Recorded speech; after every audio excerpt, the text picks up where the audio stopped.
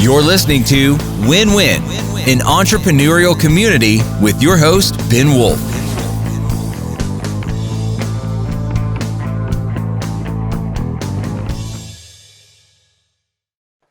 And welcome to Win-Win, an entrepreneurial community. As always, I'm your host, Ben Wolf. Happy to have you here today. And we are going to learn from our guest today, what is a fractional chief operating officer?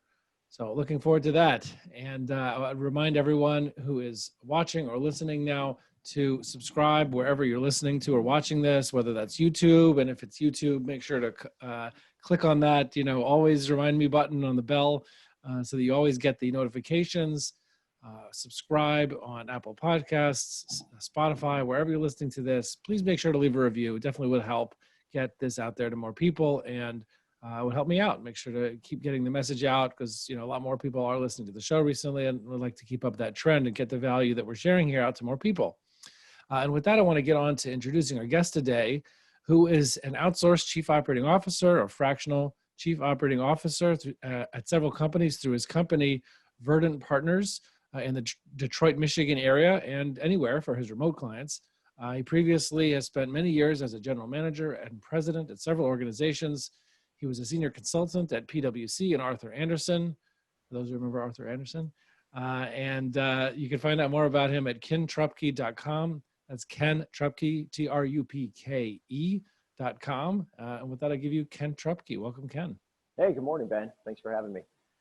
My pleasure, and happy that you could make it on today. And so I want to start off with asking you if you could please give me and our watchers and listeners a quick, 2-minute background on, kind of so people have some context for what you're doing now, where that came from, how you got here, and just so we have a little context to understand you and the stuff you're sharing a little bit better. Sure.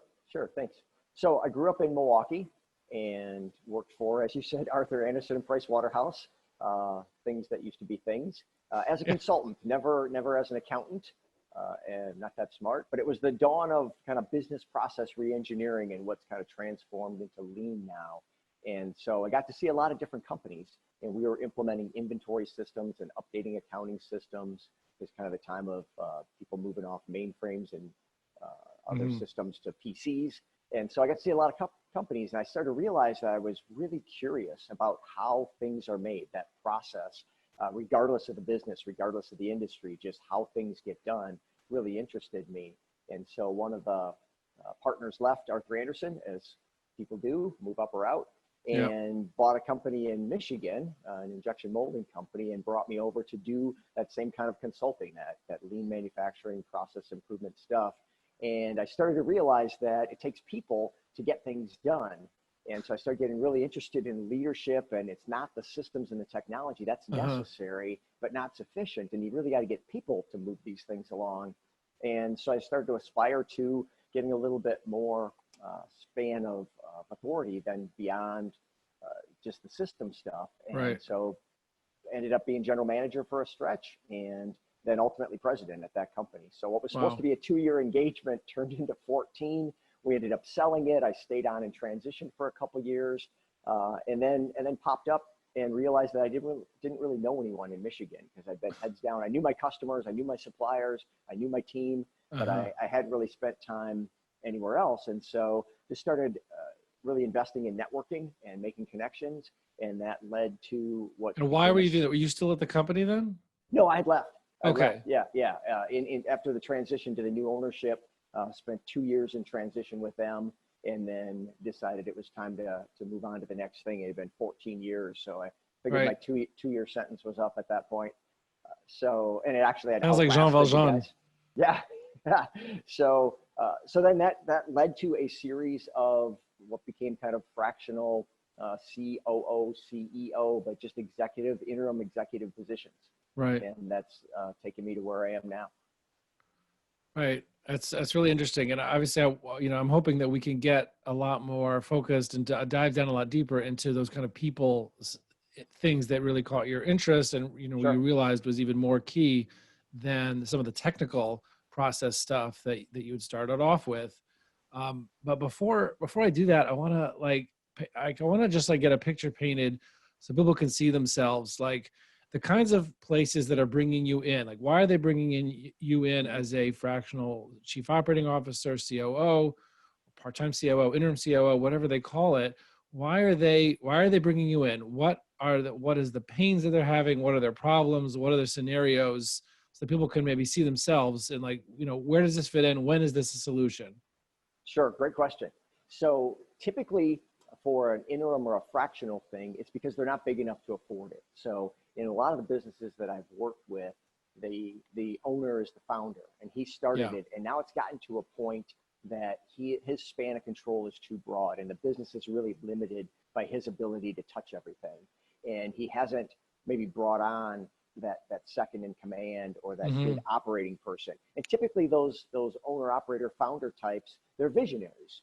She had an idea and took it and ran with it and really enjoys the customer interaction, but not so much the day-to-day operations. And now it's gotten big enough that you really need somebody in there. And so I've worked with companies that the founder, as somebody else bought them, sold an interest, and now is a minority partner, and it's just not the right fit anymore. And now the majority owner, maybe a private equity company or family office, just doesn't see them as a fit for where they want to take the company. And so they'll bring me in as an interim person. I've done that. Sometimes there's no succession plan. They just didn't kind of see this coming. They've grown and grown, and now they said, hey, we're big enough, but we don't have anybody. We need to find somebody to come in. And then meaning that the owner wants to retire or sell? No, or the what do owner you mean wants succession the owner plan? wants to continue to grow it more, but not have to be in on the day-to-day. And so succession to somebody who can take over that operations part, because the owner's typically, she's operating as well as selling and being the face of the business. Right. So now they can't do both. So they got to really divide their time, and their interest and talent set lies in that outside facing role, and they need somebody on that inside facing role. And so they'll bring me in to put those systems and structures in place. And then maybe there's somebody on the team that you can groom into that spot, or maybe they need to find somebody full time once that's built. There's as you know, there's a difference between building and operating. And so to come in and help them build a system and structure for a COO or general manager to be successful, we can do that. Once that's set, then they can bring somebody in. But to bring somebody in to kind of chaos and expect them to build it and then run it, that's a tall order. So not always the same person that's right for both, you mean? Absolutely. So, and then sometimes there's just somebody that just left. So they had somebody and they left, and they need somebody in here to just hold down the fort while they do their search and find somebody. So those are kind of the typical reasons, but maybe the more interesting ones are some other kind of projects I've been on, and those fall into a couple categories. And one is somebody's unhappy. They're just unfulfilled. Again, that owner, founder, she started the business with this vision of freedom and lifestyle and interacting with customers and building and growing and selling and doing all the things that she really enjoys. And now she's bogged down with people things. And it's just gotten bigger than she wants to deal with on a day-to-day basis. They started it because they loved it, and now there's all these problems. Right. And so, think of like a Mark Zuckerberg and Sheryl Sandberg, or Bill Gates and Steve Ballmer. A lot of times in big companies, there's that visionary starter. Not that Bill Gates didn't program, but he had Ballmer to block and tackle and run the operations once it got to scale. Right. And so it's very common to have that visionary versus integrator kind of duality. And so it gets to a point that they just can't and you're using that EOS terminology. I know you're familiar with EOS. And sure, yeah, and that's great. Yeah, and if people are familiar with that's really good language to help clarify what we're talking about. That the founder's typically the visionary, and what they really need is that integrator. So the unhappy, unfulfilled is a reason to bring somebody in, and they just realize that this isn't working. Another one where I brought in a number of times is poor performance. So it might be steady drop in performance. I had a client that just neglected their business for over 10 years. It was a father-son team. The father had started it in the 70s, his manufacturing company here in Michigan, and they had done really, really well.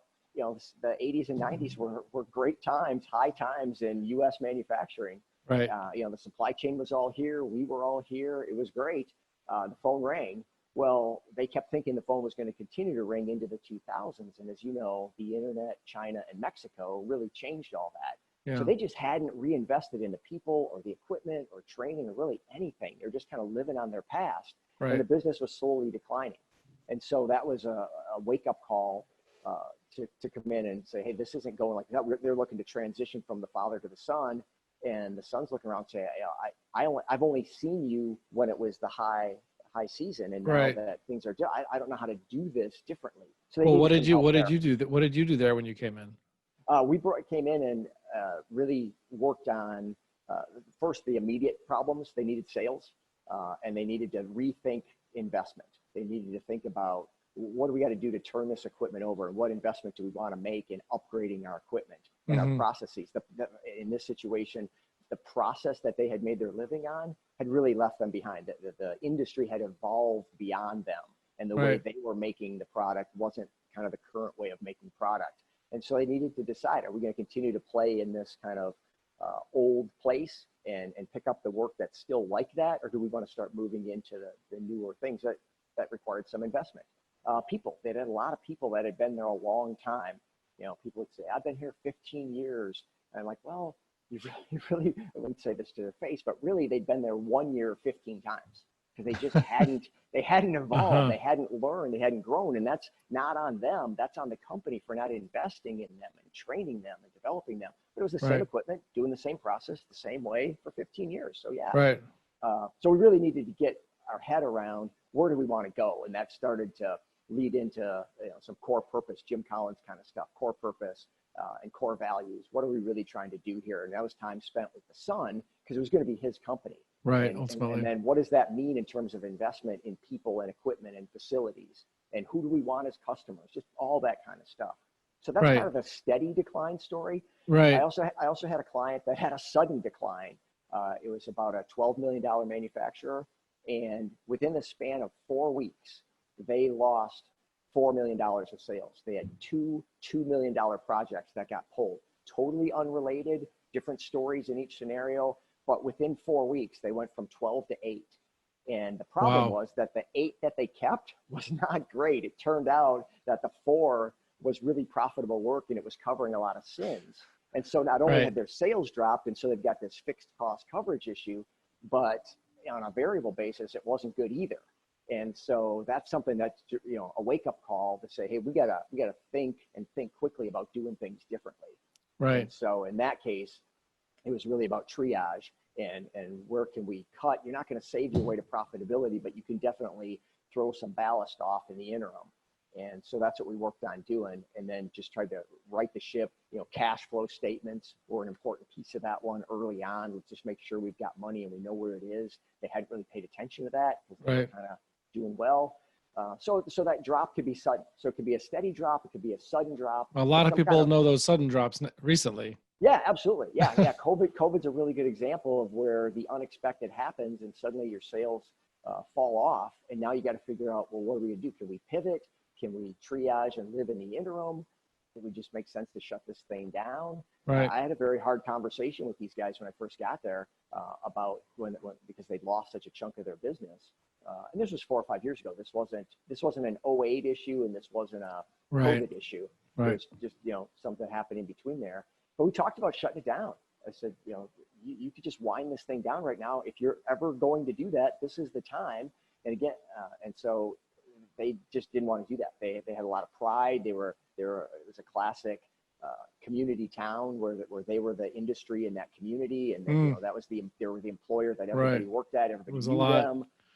And so a lot bigger than just a business. Yeah, so they were really reluctant to step down and wind it down. They really want to say, hey, we're part of this community. We owe it to the community ourselves. There's a pride factor there that's justifiable.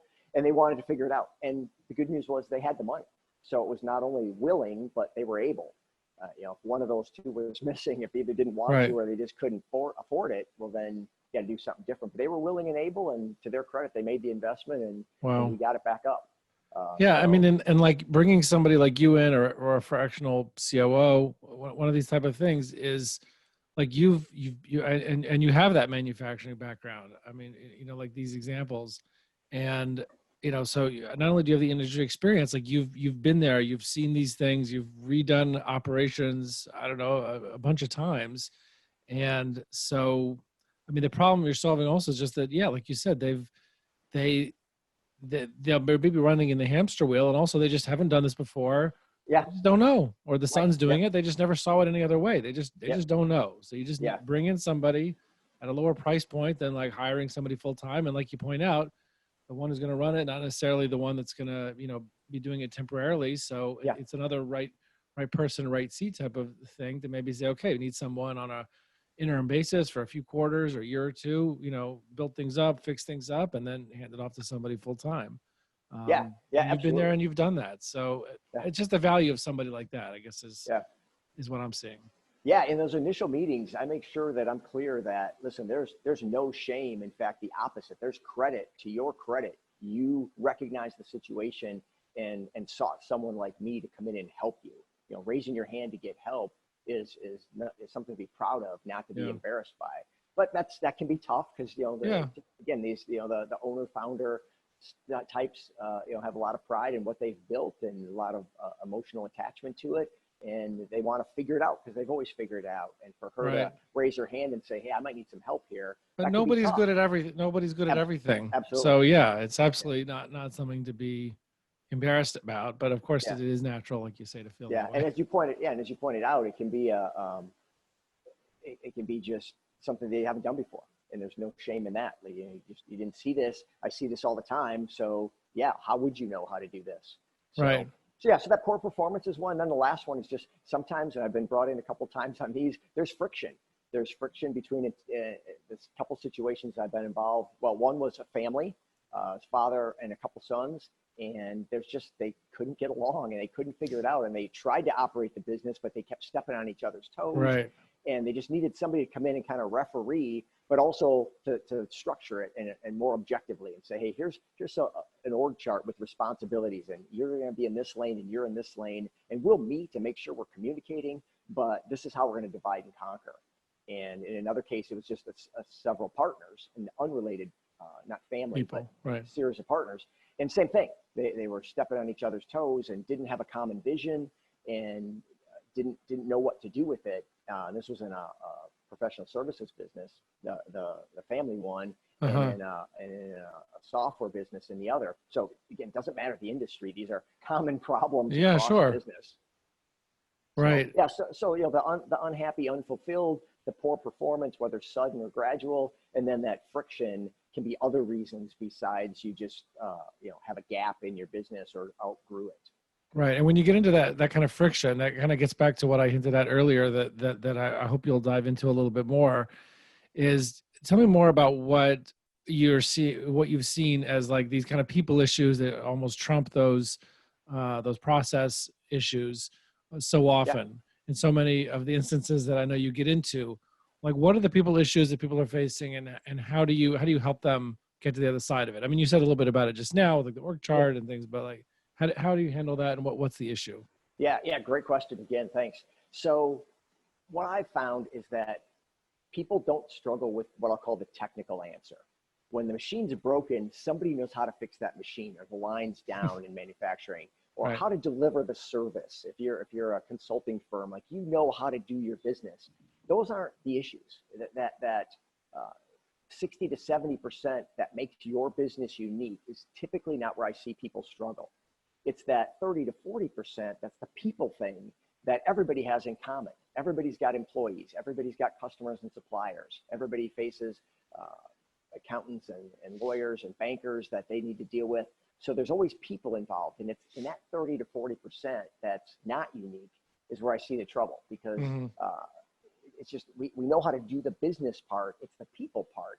And people don't come to work thinking they're going to screw things up. It's not like, if by noon I don't mess up 3 at least, pretty significant things, today's going to be a washout. Everybody's trying to do their best, but when you don't make it clear what good looks like, what Ken Blanchard talks about, like, what does winning look like? You got to make that clear. And then if you've got the right people, they're happy to run at that target. But when you don't make that clear, they're going to do their best with what they think you want. Right. And the bad news is people aren't mind readers. And as much as a lot of business founders that I've met expected and were disappointed they get by upset the fact at people for not just not having the same exact assumptions that they have. Yeah. It was in my head. I don't know why you didn't know what to do. So just be clear about what you're doing and why. kids are great at this. Why? And we don't really outgrow that. It's not because we're always kids, but we're always people. And kids are people too. And we just have that need to say, I want this in context. So help me understand. And the beauty of that is that if you just tell them what to do, well, then if something changes in that plan, they're not going to know what to do. And then they're coming back to you all the time. They're taking a step and checking it, taking a step and checking. If you say what we're trying to accomplish and why, well, now they can go a little bit further because they've got the context. They're like, oh, we're trying to achieve this. Right, exactly. So this didn't work, but I know what we're trying to do. So it's like a detour. If you're driving somewhere and you hit a detour, you don't say, oh, well, I'll go home, or you don't call somebody and go, hey, I'm at the detour. What should I do now? You go, okay, well, I still know where I'm going. I just need to go a different way. So, and only people can think. Machines are great. I'm a huge fan of automation. If you can get a repeatable task, whether that's a process for payroll, like a people kind of process that you can automate with software, or in manufacturing, if you get a machine or a robot, like that's not what people were made to do. People weren't made to do this all repetitive, day. Yeah, and it's kind of dehumanizing when mindless. People need to do that. So what people are really good at is solving problems and thinking, but you got to let them enter into the problem. You got to share with them what you're trying to do. And so I've just seen that that's how you get traction. When you let people understand what we're trying to accomplish, give them those goals, and then kind of step back. I like to say, tell people what, but not the how. I think that goes back to Patton. He was a big fan of tell the Army the objective and then get out of the way and let them accomplish it. I found that works really well. Now you got to have the right people. You got to have them trained. There's a lot. That's a huge. That's right. It's a huge precursor requirement. Yeah. But conceptually, that's what makes sense. And when you put the people over, ahead of the process and say we're going to work on people, they'll, in some cases surprise you. I think gotten past being surprised by that. I just know that we're going to unleash a lot of power by pulling everyone in, because that's what people really want. People want to feel like they're working for something that's valuable and be part of something meaningful and have decisions to make, to be human and use their humanity and their brain rather than just their hand doing this all day. And so if you can make clear what we're trying to do, people will join in. Right. Now, frankly, you're going to find that some people aren't. Some people are really comfortable doing this all day and being there 1 year, 15 times. They self-select. As you truly move into this place where we're going to really focus on people and empower them, it's kind of an overused word, but in the right context, it's true. And we're going to really move in that direction. The people that don't really want to have to think and be part of things and kind of put themselves on the line and be accountable, they leave. They say, this isn't for me anymore. And when I come in on projects, especially if it's kind of a turnaround type project or there's some crisis that we gotta, there's an urgency, I'll make clear in kind of a town hall meeting that, hey, listen, this isn't going to be for everybody. I'm telling you, we're going to be moving, and we're going to be moving faster than you're probably used to. And we hope everybody comes along, but we know that that's just not going to happen. Right. And so, you're talking a lot about communication, I noticed. Absolutely. Yeah. Yeah. The three words I like to use a lot are communication, alignment, and engagement.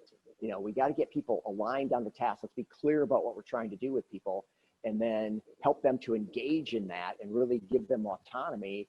And it's all wrapped up with communication. You just got to repeat yourself over and over. Dave Ramsey says, if your people can't do a serviceable impression of you, you haven't repeated yourself enough. So, That's interesting. I never heard that. They have, there's a really cool thing that, they're having with Dave Ramsey's having this big thing in Nashville, like in May or April or something, with like Jim Collins and Patrick Lencioni and I don't know, like every single big name. I don't know, whatever. I forgot all of them, but like every single big name out there is like speaking at this thing. It happens to be over a Jewish holiday, so I can't make it. But and I'm from Nashville originally, so that would have been a great excuse to see my parents. But I'm curious about drama. Yeah, drama that gets in people's. What does drama look like in organizations? How do you deal with it? Yeah, again, great question. So. Really two parts to that is what I found to be successful. The first is, it's another Dave Ramsey, is implementing a no gossip policy. And gossip is defined as talking about something negative to someone who can't fix it. So if you're talking to the person you're having the problem with, that's not gossip. If you're talking to your boss about a situation, that's not gossip. But talking I love that definition. I tell people the same thing. It's like toxic. You're talking about something about something with people that can't do anything about it or can't help you, Yeah. then, if you're talking to it about somebody above you, I tell people, like the visionary, I tell them, if you're talking to me, like as the integrator, the COO, or you're talking to the CEO, I'm talking about the leadership level, Right. then great. You're just talking to each other and it's just kvetching and complaining. Like Yes. Yeah. And it's poison. It really is. Yeah, And totally. some organizations have learned to thrive on that because it's really a function of powerlessness, and that cuts both ways, because on the one hand, the organization isn't communicating goals and making winning clear what that looks like. On the other hand, you got people who kind of thrive in that victim, like, oh, we'd be doing this, but they won't let us. Yeah. I have what I call the pronoun test, that you're not allowed to say they, and I'll stop you. And I'll stop you in a meeting in front of people. Oh, yeah? Who's they? Because they don't work here. Only we work here. Right. We're like, well, I mean, like the sales team. Well, then say the sales team. Or well, I meant Bob. Right. Well, then say Bob. Everybody, or they'll say, like, a lot of people think. You ever hear that one? Oh, sure. A lot of people think. Yeah. Well, who's a lot of people? Right. It's like you and one other person you spoke with. Yeah. So if I get this, like, they won't let us, and we're trying to, and we're trying to do things, but they're stopping us, and, we're helping, but they're hurting. Like, there's a lot of victim there. And so to move past this, to get out of that drama situation, you got to be clear. So give people what winning looks like, so that they can't say, I didn't know. Right. And then on the other hand, you got to hope that the victims self-select, or else have really clear conversations with them. Like, look, this doesn't work. You've got to start taking responsibility. What do you mean? Like meaning, wait, you talk about making outcomes clear, making job descriptions and outcomes clear, and then making clear this kind of no gossip policy with that definition. And then when you talk about that, again, you talk about self-selecting, but if people continue to engage in that behavior and poison the environment, create a toxic environment, then you're just saying that ultimately that becomes a point at which you're giving people like warnings, and that becomes a termination process at some point. Oh, absolutely. Yeah. Absolutely. Yeah. And I've got a real low tolerance for all that. And you just need, what I found is that you only need one example. As soon as somebody gets fired for gossiping and you make it clear that that's what happened, it just shuts it down. People are like, oh, wow, this is for real. And it's unfortunate. This is not tolerated. Yeah, absolutely. So the no gossip is a big piece. The other thing is what I learned from the dog whisperer, what I call it, get the dogs walking. Cesar Millan teaches that if you want dogs to get along, when they're walking, that's their work, and they're super focused. And I've actually done this with dogs when we've dog sat for friends or whatever. And they're like, well, I don't know, our dog doesn't get along with that. I'm like, don't worry about it. It'll be fine. And what I do is that first time they get together, let them sniff a little bit, and then we start walking. And within a few steps, they're doing their thing. They're just moving along because they're walking.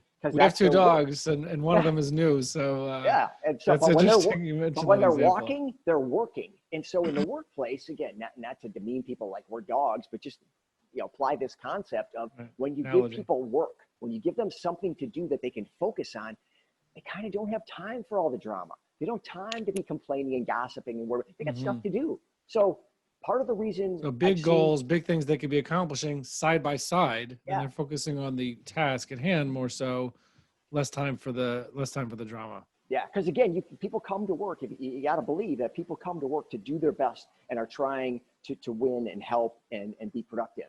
And when they don't have those things to do, well, then they're going to look for an outlet, and that outlet is often gossip. So part of the solution to that isn't just go, no gossip, I'm going to fire people who you can also give them something to do so they don't have time to gossip and they're not interested in gossiping. Because I want to come to work to be productive. So if you give me something I can do, I'd much rather do that than be over here in the coffee room complaining. So be clear about what the goals are, and set some things out there as tasks and milestones. Get some metrics in place so we can measure and see that we're making progress. And then again, just repeat. No gossip, and here's what we're doing. Right. No, that's great stuff. I mean, in terms of the type of stuff that especially you as an outsider, or bringing in a COO like yourself, a fractional integrator like me, bringing in these people from the outside, they could see that stuff. They could maybe be a little bit more objective and not kind of so in the context that they can't really see what's going on. Yeah. Can come in and help people get beyond the drama with some of that, focusing on outcomes, focusing on staying busy with a shared task, working side by side. Obviously, having a no tolerance policy for gossip, talking about things with people who can't help it. Right. And you talk about that process stuff and, and that problem solving stuff, about just having someone on board who's been there and done that, but not having to go into this huge investment and process of having to find somebody full time. Right. And then you could find that person while you have this fractional COO or fractional Right. leader. Yeah, So, and I'll help you do that because I don't want to be here Yeah. forever either. You know, I want to move. So I on do to with the my next clients. thing. I interviewed my full-time integrator replacements. Right. Absolutely. That's what I consider a successful engagement. Yeah. Is get them to the point where they've scaled big enough. I mean, sometimes, again, sometimes it's an issue of you just lost somebody and you're coming in to fill a seat that was suddenly vacant. But sometimes, like you said, it's where they're not big enough or they can't afford somebody full-time anyway. Yeah. So get them to where they could scale big enough and then help them find your full-time replacement or get them turned around or whatever it is through a period of time and then find that full-time replacement. So I mean, it's a huge value, and that's why I wanted to bring you on. So I really appreciate all that stuff that you're able to share today. Sure. Oh, you're welcome. Yeah, definitely my pleasure. Yeah, absolutely. And so I appreciate that. Hopefully people can, I mean, I know people will learn a lot from this. Maybe obviously they could reach out to you, kentrupke.com. Got that right? Yeah, kentrupke.com, Trupke, kentrupke.com. Or find someone like you, like me, like, doing the kind of stuff that we do. Yeah. I think it's a great resource. And if it's a right fit for people, I know that they will have learned a lot from that, from listening to you today, Ken. So thank you so much. Appreciate you coming out. Yeah, you're welcome, Ben. My pleasure. And we'll see everybody else on the other side. Thank you. You're listening to Win-Win, an entrepreneurial community with your host, Ben Wolf.